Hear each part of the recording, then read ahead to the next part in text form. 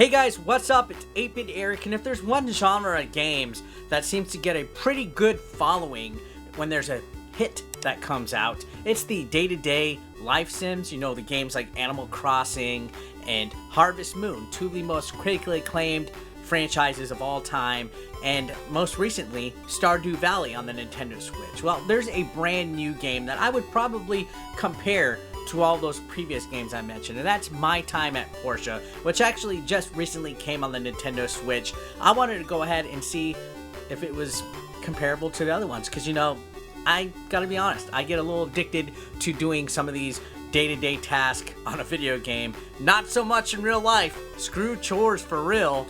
And I wanted to see if it was worth buying for the Nintendo Switch, guys. So go ahead, pull up a chair, a snack, a drink, and if you're new to the channel, throw a subscription. It's completely free, and let's find out if My Time at Portia is worth it.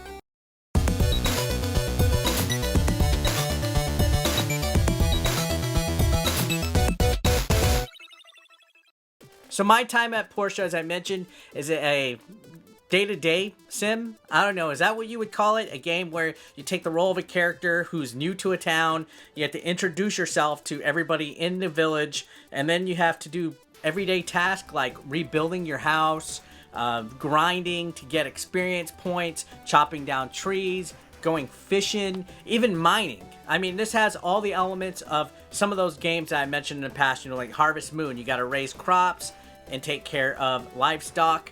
Has Minecraft elements. You gotta basically mine and get ingredients in order to craft objects, and then it has slight RPG mechanics in it, so it's a little bit of everything.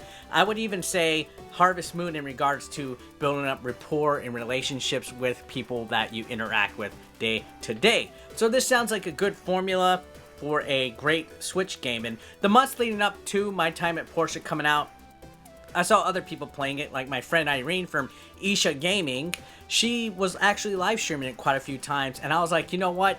As soon as I can get a chance to play that game, I'm gonna really sit down and sink my teeth into it. Because I mean, I was addicted to Animal Crossing on the Wii and on the 3DS, and I just really wanted something comparable to that. I really enjoyed Stardew Valley as well a couple years ago when it first came out, so I was ready for something brand new, and My Time at Portia looked like a colorful 3D shell-shaded game that featured a lot of the elements from some of these games. As I mentioned, you play a character. You can choose male or female, customize very lightly on your character. It's kind of basic on creating your character, but it's still kind of neat to see something that you create and get to play around with. You basically inherit a workshop at My Time at Portia, and your father gives you his workshop, and the main mechanic of this game is crafting. So it is based on being a builder, not so much a farmer like Harvest Moon is, or even Stardew Valley. So your main goal, your missions and everything, once you get settled in, is to basically rebuild your worn out workshop, and then build a crafting table and different weapons and machines and everything to be able to do missions. Yeah, you do missions where characters ask you to craft a certain amount of items, or give them gifts, or even help them repair fences and things like that. So a lot of the grind actually is spent mostly on getting the key items, ingredients, materials needed to build some of the basic equipment you need. And then eventually the first main task is actually building a bridge, which is kind of intimidating at first. When you look at the guide, you have a guide at your workshop that shows you everything you need, and unfortunately the thing that's most intimidating about it is that it's all timed based, but it's a free-to-play game. Actually, there's no paid DLC, there's no pay to play, you don't have to pay any kind of microtransactions, which is actually really healthy to see this day and age. It always scares me when I see games that are kind of like open world and also similar to this, because a lot of it all the times is you have to pay for like extra gold and secondary coinage and stuff like that in order to make time go faster. I mean, EA basically ruined it for me. I get scared a lot, but in My Time at Portia, I will say it's not. In fact, everything is based on game time. I got scared when I tried to build something and it said 9 hours. I was like, holy crap, I'm gonna be waiting all day in real life waiting for this freaking piece of board or this brick in order to develop. But no, luckily it's in game time, so you can take naps, you can go explore, and just basically do everything else. I mean, there's no set deadline or time to do anything. There is a calendar, just like Harvest Moon, that keeps track of like how many days, months, years you've been progressing through the game.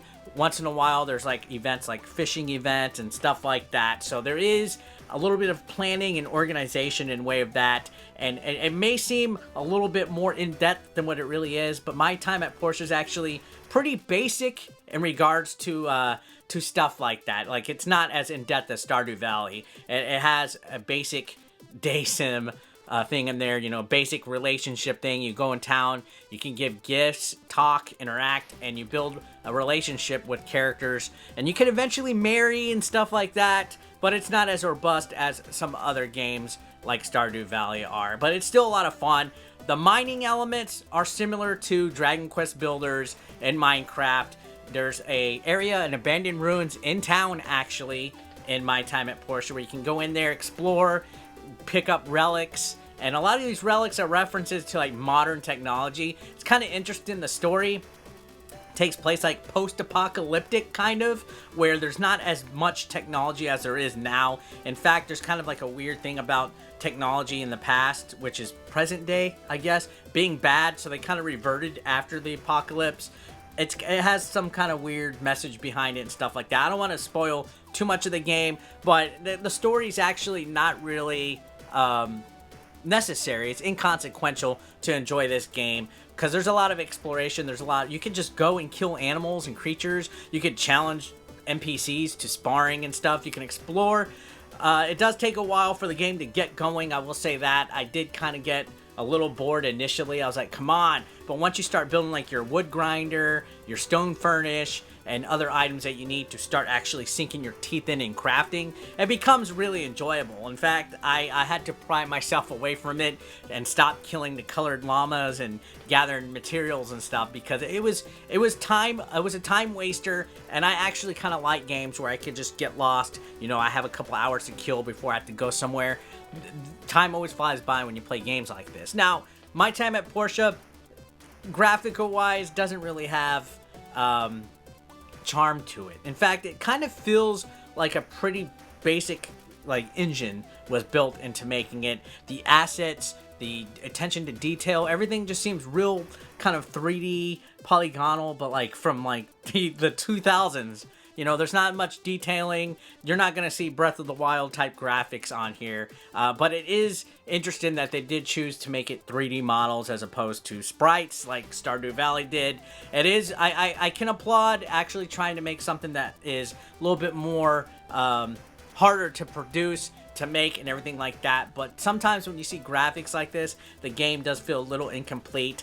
Day one, there was a patch for the performance of this. Initially, before I played it, when I got it for review, there was a little bit of bad frame rate issues and also some huge loading screens. And now the only loading screen you really have to get by is the initial one. After that, the game seems to run a little bit better after the patch. There's not as much in way of frame rate issues, but they're still there, just not too game breaking or anything like that.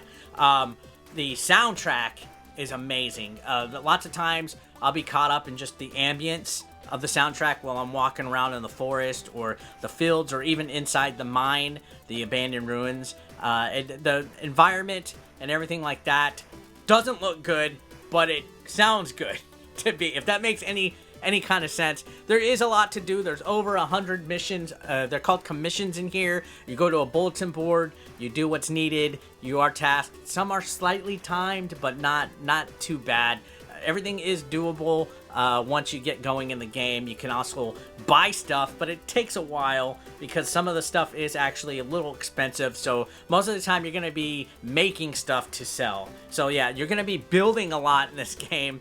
And it doesn't really hint at that when you first initially look at the game and says My Time at Portia, you know, just the title. It doesn't really give you a sense that you're going to be building and crafting and stuff like that. But that's a huge part of the game, is the crafting stuff. So if you're not into Minecraft or Dragon Quest builders, you're probably not going to enjoy this game very much. In fact, I would even say Portal Knights actually plays a lot like My Time at Portia. I would even compare it to that mostly, because there's a lot of combat, a lot of crafting, a lot of exploration. It's not just like a Minecraft game where it's I don't know, it's hard to explain. It's a lot more robust than that, but at the same time, it's not as in-depth of something as Stardew Valley, if that makes any kind of sense. But I was pleasantly surprised.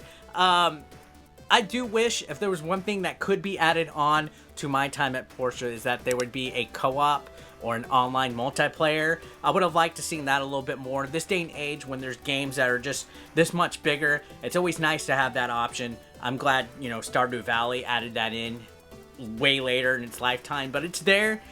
My Time at Portia probably would have benefited a lot more with having that ability to do so, you know, even if you could join a game with somebody online or whatever, because I wanted to play against Irene or with Irene, and we weren't able to. Now, is this game worth it? Well, it did come out physically as well, so if you are considering this, you might want to actually get it physical just so you can have it. I know there's people out there that would rather have that, and it's always kind of like a commodity now when people make games, especially indie developers on the Switch, where you're like, oh, it's available physical. It's almost like an incentive, and it's kind of funny to think this day and age, especially it's 2019, that it's becoming a rarity for something to become physical. So if you're considering it, get it physically. That might actually help with the way it performs, I guess, because it wouldn't have to load and stuff like that, like from a digital file. I don't know. I'm not a techie. Don't quote me on that. But I did rather enjoy it for what it was. Is it as good as some of the other Sims I mentioned, like Harvest Moon, Stardew Valley, Animal Crossing? Not exactly, but it's not the worst one I've ever played. You know, there's that New Frontier Pioneer Days game on the Switch that we don't talk about that. This doesn't feel like a mobile game at all. Doesn't feel like something that you should play on a tablet. This actually feels like a game that was put in with a little bit of effort and a little bit of love and care in it. And you got to remember that it is a smaller studio that made this game. And yeah, that's actually pretty impressive for what it was. If you like Minecraft, like all that, you probably will enjoy My Time at Portia. I would definitely compare it a lot more to Portal Knights, but just not as expansive on the RPG elements, guys. So I would say on the 8BE game grading scale, My Time at Portia would be a 7. You know, it's passable. It's not bad. Get it for cheap. You know, it's available physical, so that added some points to it.